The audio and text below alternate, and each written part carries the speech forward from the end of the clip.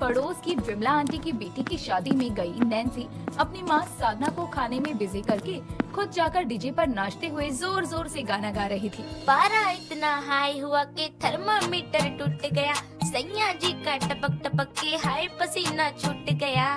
Nancy का dance देखकर वहाँ मौजूद लड़के जोर जोर से चिल्लाते हुए बोलते हैं, हाय गर्मी। डांस फ्लोर से इतनी तेज आवाज आने पर साधना डीजे के पास जाती है और देखती है कि उसकी बेटी लड़कों के बीच मटक मटक कर डांस कर रही है। ये देखकर साधना उसका हाथ पकड़कर सीधा उसे घर लाती है और उससे बोलती है, तेरी खुद की शादी थी क्या? क्या हुआ माँ, आप ऐसे मुझे अचानक पकड़ कर क्यों ले आई? क्यों ले आई? अरे शर्म है, कैसे लड़कों के बीच गंदे गंदे गानों पर नाच रही थी? अच्छा लगता है ऐसे? कल को तेरी शादी भी होगी और वहाँ ऐसी तेरी हरकत रहेगी और तेरी सास तुझे ऐसे देखेगी तो मैं कहीं मुंह दिखाने लायक रहूंगी? नहीं ना। अब डांस करना भी गुनाह है, मतलब माँ हद है। और मेरी सास की चिंता मत करो, अरे उनके नसीब में नौरा फतेही जैसी बहू है, वो तो रोज मेरी आरती उतारेंगी। जैसी तेरी हरकतें है ना, उस हरकतों को देखकर तेरी सास तेरी आरती नहीं बल्कि बेल्ट से मारेगी तुझे। साधना नैन्सी को खूब खरी खोटी सुनाती है, लेकिन नैन्सी कहाँ सुधरने वाली थी।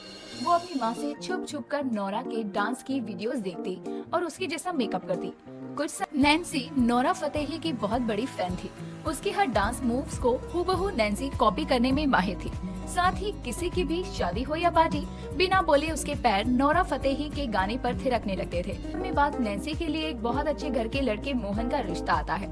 साधना भी बिना देरी किए 1 महीने बाद ही उसकी शादी कर देती है। शादी जल्दबाजी में हुई थी, इसीलिए लड़के की माँ राधा अपनी बहू के आने की खुशी में रिसेप्शन की पार्टी रखती है, जहाँ डीजे पर नौरा का गाना दिलबर चल रहा था, जिसको सुनकर नैन्सी घूंघट हटाकर सीधा डांस फ्लोर पर जाकर नाचने लगती है। अब तो होश न खबर है, ये कैसा असर है, तुमसे मिलने के बाद दिलबर, तुमसे मिलने के बाद दिलबर। नैन्सी का डांस देखकर पड़ोसन शांता राधा के पास आकर बोलती है, राधा, ये बहू लाई है या आइटम डांस करने वाली?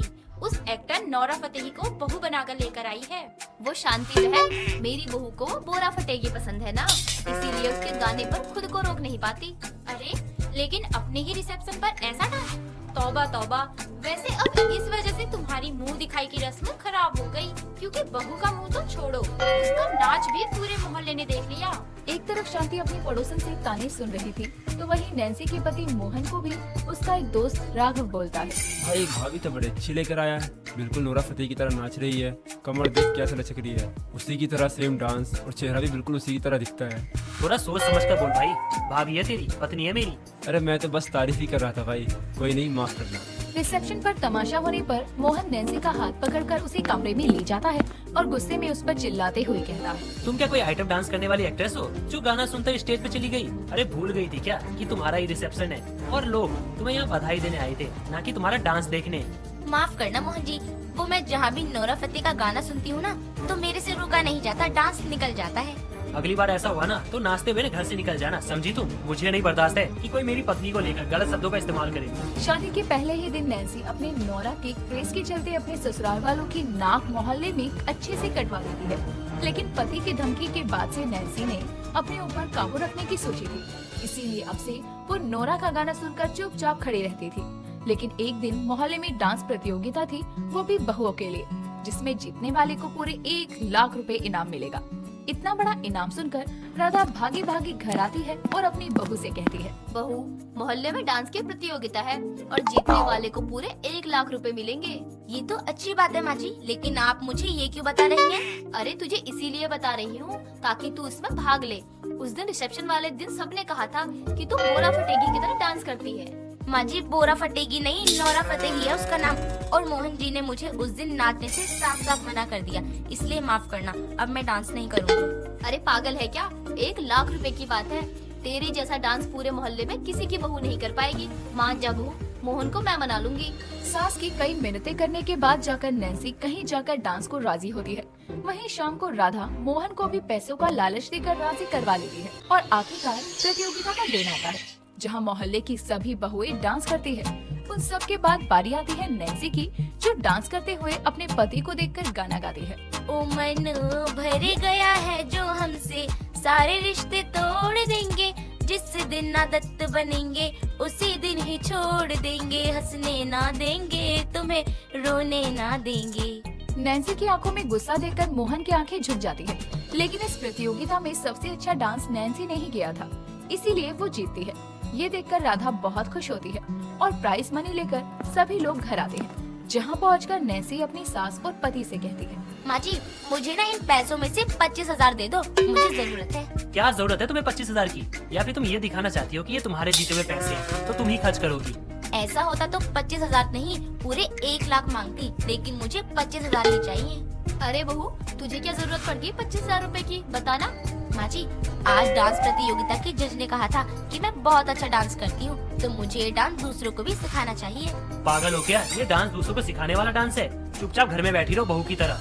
मोहन इतना बोलकर अपने कमरे में चला जाता है और उसकी इस बात का नैन्सी को बहुत बुरा लगता है। उस दिन के बाद से अगर किसी शादी पार्टी में जाने पर नैन्सी थोड़ा भी नोरा जैसा डांस करती तो मोहन और राधा उसे खूब सुनाते, लेकिन अब नैन्सी के बर्दाश्त की हद हो गई थी, क्योंकि एक दिन मोहल्ले की एक छोटी सी 10 साल की बच्ची नैन्सी के पास आकर बोलती है, नैन्सी आंटी आप मुझे डांस सिखा दोगी?